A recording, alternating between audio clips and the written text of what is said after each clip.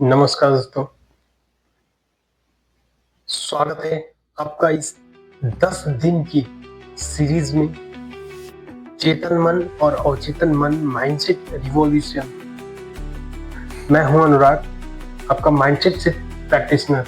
आज डे 1 है और आज हम बात करेंगे उस बुनियादी सच की जिसे समझे बिना कोई भी gratitude, law of attraction, manifestation या हीलिंग काम नहीं कर सकता।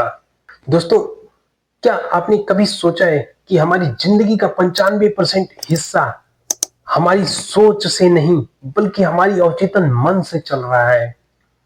जागते हुए हम सोचते हैं हम कंट्रोल में हैं, लेकिन असल में हमारा अवचेतन मन ही हमारी आदतें, डर, विश्वास और फैसले बना रहा है।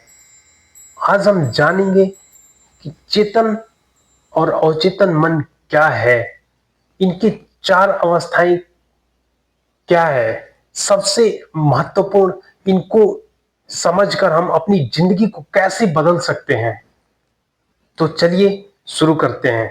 सबसे पहले समझते हैं चेतन मन यानी कॉन्शियस माइंड। ये वो हिस्सा है जो हम जागते हुए इस्तेमाल करते हैं। जैसे आप पढ़ रहे हो या बोल रहे हो, फैसला ले रहे हो, ये सब चेतन मन का काम है। ये लॉजिक, रीजनिंग और इच्छा से काम करता है, लेकिन ये सिर्फ 5% ही काम करता है। अब आता है आपका अवचेतन मन यानी सबकॉन्शियस माइंड। ये 95% पावर है। ये आपकी सारी पुरानी यादें, भावनाएं, डर, आदतें और विश्वास स्टोर करके रखता है। ये कभी सोता नहीं है, रात को भी काम करता रहता है, जिस वजह से कई बार हम जानते हुए भी गलत आदतें दोहराते रहते हैं। अब प्राचीन भारतीय ज्ञान की बात करते हैं थोड़ा। मांडुक्य के उपनिषद में हमारे ऋषियों ने हजारों साल पहले ही चेतना की 4 अवस्थाओं को बहुत गहराई से समझाया है।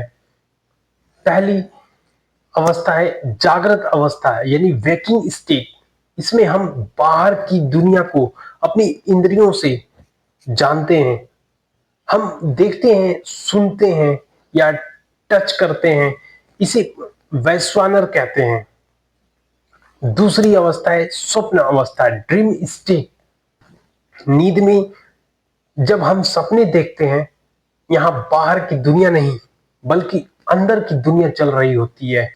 मन अपनी इच्छाओं और डरों से नई कहानी रचता है।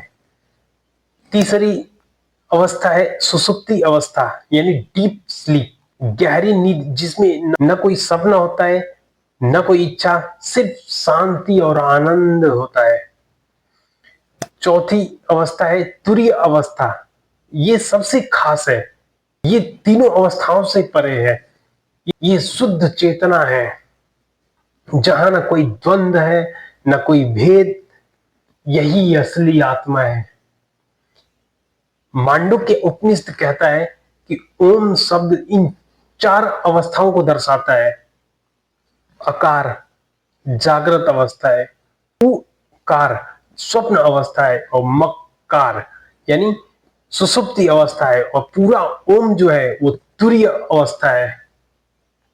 अब एक और महावाक्य जो इस सीरीज की नींव है, ऐतरेय उपनिषद से, प्रज्ञानम ब्रह्मा, मतलब चेतना ही ब्रह्मा है।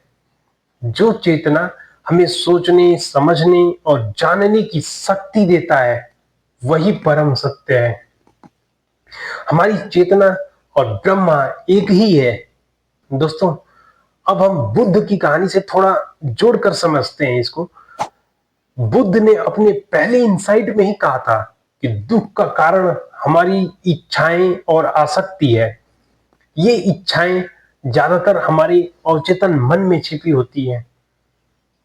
हम जागते हुए तो खुश रहना चाहते हैं, लेकिन अवचेतन मन में डर, गुस्सा, कमी का भाव चल रहा होता है। बुद्ध ने कहा, जब तक हम इन अवचेतन पैटर्न को नहीं देखते, ये दुख जारी रहेगा। तो सवाल ये है, हम इन अवस्थाओं को समझकर क्या कर सकते हैं? प्रैक्टिकल एक्सरसाइज जो आज से शुरू कर सकते हैं। सुबह उठकर 2 मिनट बैठकर थोड़ा अपने सांसों पर ध्यान देना है। ये चेतन मन को मजबूत करता है। रात को सोने से पहले 3 बातें लिखो जो आज अच्छी हुई। ये अवचेतन मन में पॉजिटिव प्रोग्रामिंग डालता है। दिन में एक बार पूछो, ये विचार मेरा चेतन मन का है या पुरानी आदत? जब आप ये करते रहोगे तो धीरे धीरे आपका अवचेतन मन आपके पक्ष में काम करने लगेगा।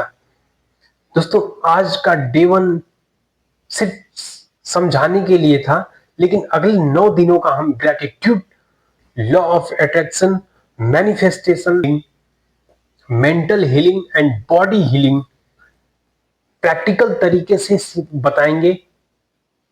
आज का चैलेंज, आज रात को सोने से पहले एक पेपर पर लिखो, मैं अपनी चेतना को जान रहा हूं, मैं तुरीय अवस्था की तरफ बढ़ रहा हूं। फिर कमेंट में लिखो डे 1 कंप्लीट और अपना एक सेंटेंस जो आज आपको सबसे ज्यादा टच किया हो। अगर वीडियो अच्छी लगी तो लाइक का बटन दबा दो, सब्सक्राइब कर लो बेल आइकन के साथ, ताकि हमेशा नई वीडियो मिले। और कल डे 2 में हम बात करेंगे अवचेतन मन को कंट्रोल करने का कठोपनिषद वाला लैडर और बुद्ध की एक खास स्टोरी। अपना और अपने अवचेतन मन का ख्याल रखना। धन्यवाद। जय हिंद।